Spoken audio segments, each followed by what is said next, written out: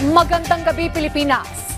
Maraming dapat patunayan ng China ayon kay Defense Secretary Gibo Teodoro. Kasunod ito ng kanilang pahayag na handa silang manguna sa Southeast Asia Nuclear Weapon Free Zone Treaty. Yan ang ulat ni Patrick De Jesus. To see is to believe. Ito ang tugon ni Defense Secretary Gibo Teodoro sa kahandaan umano ng China na maging isa sa mga signatories sa Southeast Asia Nuclear Weapon Free Zone Treaty. Sinabi pa ng Chinese Foreign Ministry na sila mismo ay mauna sa paglagda sa protocol ng naturang kasunduan sa hindi paggamit ng nuclear weapon sa Timog Silangang Asya at makikipag-ugnayan sila sa mga bansa sa ASEAN. Pero buwelta ni Teodoro, maraming dapat na patunayan ng China bilang sila ay isa sa mga bansang may nuclear arsenal. Magpa-inspeksyon sila sa IAEA at multinational inspectors, no? Para makita natin, kung talagang sincero sila. Paano sila magte-take the lead? Tignan muna natin, magpa-inspeksyon muna sila.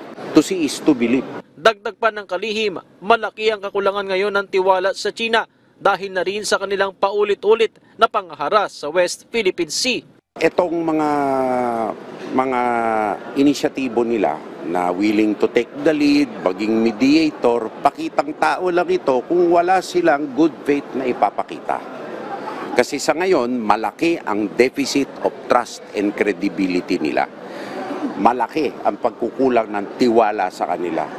Hindi lamang ng Pilipino, o hindi sa buong mundo. Sa buong mundo, kabilang sa 5 recognized nuclear weapon states ay ang Russia, Estados Unidos, China, France at United Kingdom. Pero may ilan pang bansa ang sinasabing may ganitong kapabilidad. Samantala, bagamat karapatan ng China ang pagpapataw ng ban kay dating Senador Francis Tolentino, iginiit ni Teodoro na wala itong ginawang mali sa pagsulong sa karapatan at soberanya ng bansa. Wala rin daw siyang pakialam kung sa kanya susunod na gawin ang kaparehong sanksyon ng China. Ibig sabihin may tinatago talaga sila, nasaktan sila dahil natumbok ang maling gawain nila.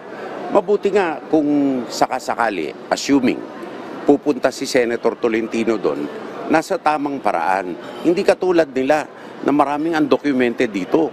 At marami tayong na-uncover na mga illegal na practice nila. Si Tolentino ang may akda ng mga batas na nagtatag ng Philippine Maritime Zones Act at Philippine Archipelagic Sea Lanes Act, habang isiniwalat din niya sa isang pagdinig noon sa Senado ang umano'y paggamit ng trolls ng Embahada ng China para sa disinformation campaign laban sa Pilipinas. Una nang sinabi ng dating senador na karangalan ang pagban sa kanya ng China at patuloy siyang maninindigan na protektahan ng interes ng bansa. Patrick De Jesus para sa Pambansan TV sa Bagong Pilipinas.